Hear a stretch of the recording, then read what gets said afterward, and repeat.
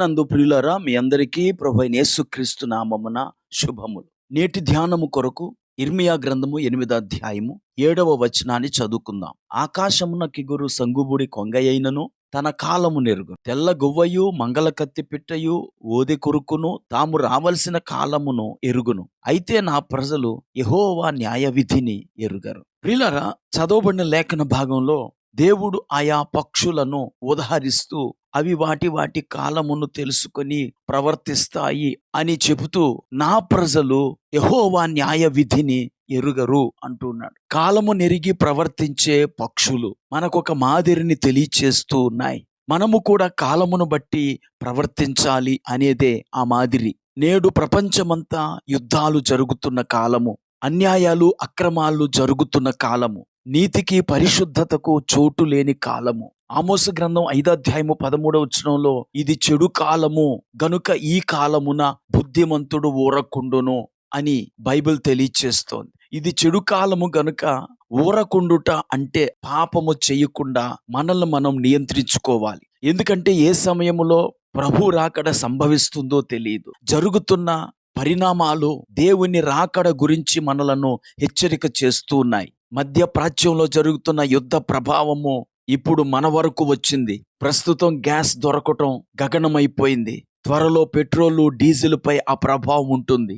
ఆ తరువాత నిత్యావసర వస్తువులపై ఆ ప్రభావం ఉంటుంది. ఇలాంటివన్నీ మనము చూస్తున్నప్పుడు మనము కాలము నెరిగిన వారముగా ఉండాలి. రోమీలకు రాసిన పత్రికలో అపోస్తలుడైన పౌలు ఆ విషయాన్నే సంఘానికి హెచ్చరిక చేస్తూ ఉన్నాడు.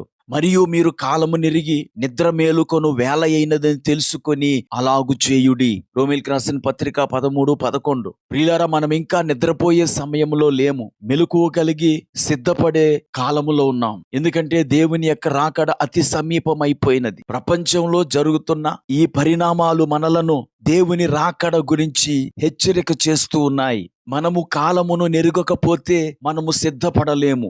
యేసు ప్రభువారు 10 మంది కన్యకలను గురించి మాట్లాడారు. పెండ్లి కుమారుడు వచ్చే కాలమును ఎరిగిన వారు 5గురైతే ఆ కాలము నెరుగక తమ దివిటీలలో నూనెను సిద్ధపరుచుకోని వారు 5గురున్నారు. వారు సిద్ధపడకుండా ఉన్నారు అంటే దానికి కారణము పెండ్లి కుమారుడు వచ్చే కాలము వారు గ్రహించలేకపోయారు. తీరా పెండ్లి కుమారుడు వచ్చాక వారు తమ దివిటీలను వెలిగించ ప్రయత్నించగా వాటిలో నూనె లేక అవి ఆరిపోయాయి. ప్రియులారా, ఈరోజు ఈ ప్రపంచ పరిస్థితులు మనల్ని హెచ్చరిస్తూ ఉన్నాయి. దేని కొరకు మనల్ని హెచ్చరిస్తున్నాయి అంటే మనం ఆయన రాకడ కొరకు సిద్ధపడాలి. ఆయన రాకడ కొరకు సిద్ధపడాలంటే మనం ఏం చేయాలి? పాపమును విడిచిపెట్టి యేసుక్రీస్తును సొంత రక్షకుడిగా అంగీకరించి బాప్తిస్మం తీసుకోవాలి. అలాగే పరిశుద్ధాత్మ చేత నింపబడాలి. ఆయన పోలికలోనికి మార్చబడాలి. ఆయన రాకడలో ఎత్తబడుటకు ఇవన్నీ మనకు కావలసిన విషయాలు. బుద్ధిమంతుడు ఈ కాలమును ఎరిగిన వాడై ఉంటాడు. పరిశుద్ధులు కాలమును ఎరిగిన వారై ఉంటారు.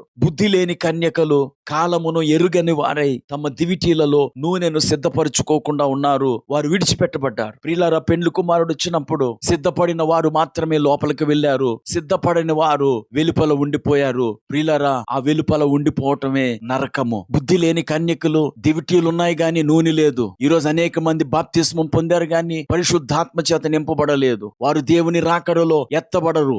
ఎందుకంటే ఎవడైనను క్రీస్తు ఆత్మ లేనివాడు వాడు కాడు అని బైబిల్ చెప్తోంది. ఈ మాటలు వింటూ నా ప్రియ స్నేహితుడా, సోదరి, నువ్వు ఒకవేళ బుద్ధి లేని కన్యక వలె ఆయన అనుగ్రహించిన ఆత్మ చేత నింపబడకుండా ఉండుట ద్వారా ఒకవేళ విడిచిపెట్టబడతావేమో. కనుక నేడే కాలము నెరిగి మన హృదయాలను యేసుకు సమర్పణ చేసుకుని పాపమును విడిచిపెట్టి ఆయన ఆత్మ చేత నింపబడండి. అప్పుడు ఆయన రాకడలో ఎత్తబడగలుగుటకు మీకు సామర్థ్యం లభిస్తుంది. ప్రార్థన చేసుకుందాం. కృపా కనికరం కలిగిన మా తండ్రి, నీకు వందనాలు. ఈ మాటలు వింటున్న మా బిడ్డలు ప్రస్తుత పరిస్థితులను బట్టి వారు తమ జీవితాలను సరి చేసుకొని నీ కొరకు జీవించి తమను తాము నీ రాకడ కొరకే సిద్ధపరచుకునే కృప దయచేయమని యేసుక్రీస్తు నామమున ప్రార్థించి వేడుకుంటున్నాము.